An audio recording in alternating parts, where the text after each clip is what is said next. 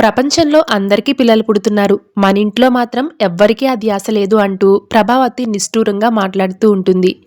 అయితే ఆ బిడ్డను కాపాడిన పుణ్యం ఎక్కడికి పోదు. మన ఇంట్లో కూడా పిల్లలు పుడతారు అంటూ ముగ్గురికి ఒకేసారి పుట్టినా ఆశ్చర్యపోనక్కర్లేదు అంటూ సత్యం సర్ది చెప్తూ ఉంటాడు. సత్యం అలా అంటూ ఉంటే మీనా మాత్రం రోహిణి వైపే చూస్తూ ఉంటుంది. ఎవరికి ముందు బిడ్డ పుడితే వాళ్లకు మీ అమ్మగారు ఆస్తి రాసిస్తానన్నారు అని ప్రభావతి అంటూ ఉంటే, ఓహో నీ ఏడుపుకు కారణం అదా అని సత్యం అంటాడు. నాన్న అన్నట్లు అన్నయ్య పుణ్యం చేశాడు కాబట్టి బాలు అన్నయ్యకి ముందు పిల్లలు పుడతారు అని రవి అంటే, ఏం కాదు రోహిణి పెద్ద కోడలు కాబట్టి తనకే ముందు బిడ్డ పుట్టాలి అని ప్రభావతి అంటుంది.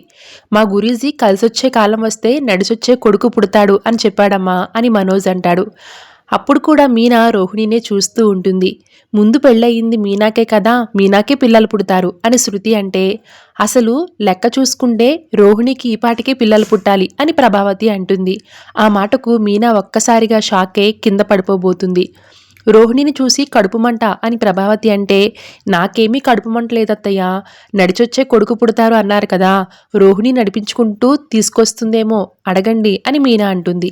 ఆ మాటకు ఇంట్లో వాళ్ళంతా ఒక్కసారిగా షాక్ అవుతారు.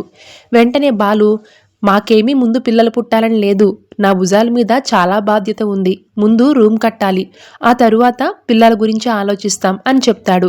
ఆ రూమ్ కట్టడానికి ఇంకా 50 ఏళ్ళు పడుతుందిరా అని ప్రభావతి కౌంటర్ వేస్తే, నీ కడుపు మంట కొడుకు బాగుపడితే చూడలేని తల్లి మా ఇంట్లోనే ఉంది మాతృమూర్తి అని బాలు కౌంటర్ ఇస్తాడు. అయినా పిల్లల గురించి ఇప్పుడు ఎందుకు అని రవి శృతి అంటే, ఎవరు ఏమనుకున్నా రోహిణికే ముందు పిల్లలు పుడతారు అని చెప్పేసి ప్రభావతి అక్కడి నుంచి వెళ్ళిపోతుంది. ఇక గదిలో మీనా పరిస్థితి దారుణంగా ఉంటుంది. రోహిణికి పెళ్లి కాకముందే బాబు ఉన్నాడన్న చేదు నిజం ఆమెకు లోపల నుంచి తొలిచేస్తూ ఉంటుంది.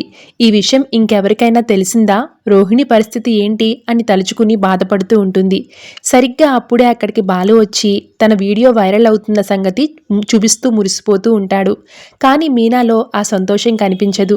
ఏంటే మొహం అలా పెట్టావు, నీకేమైనా అయ్యిందా అని బాలు అడిగితే మీనా పిచ్చిదానిలా వేదాంతం మాట్లాడుతూ ఉంటుంది. మనుషులు, చెట్లు, జీవులు అన్నీ అంతే అంటూ ఆమె అసంబద్ధంగా మాట్లాడుతుంటే దీనికి ఏదో అయింది అనుకుంటూ బాలు అక్కడి నుంచి వెళ్ళిపోతాడు. Thank you so much for watching.